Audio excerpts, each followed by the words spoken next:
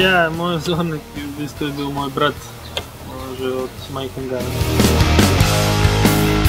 Hitrosti se gibljajo na dirkališčih nekje od 260 pa vse tja do 310 km/h nekje.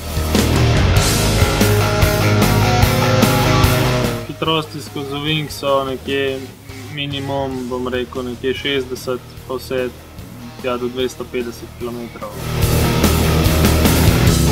Brez steze mislim, da bo težko se pri nas razvil ta šport. Se bojim, da ta šport pri nas kar malo zamera.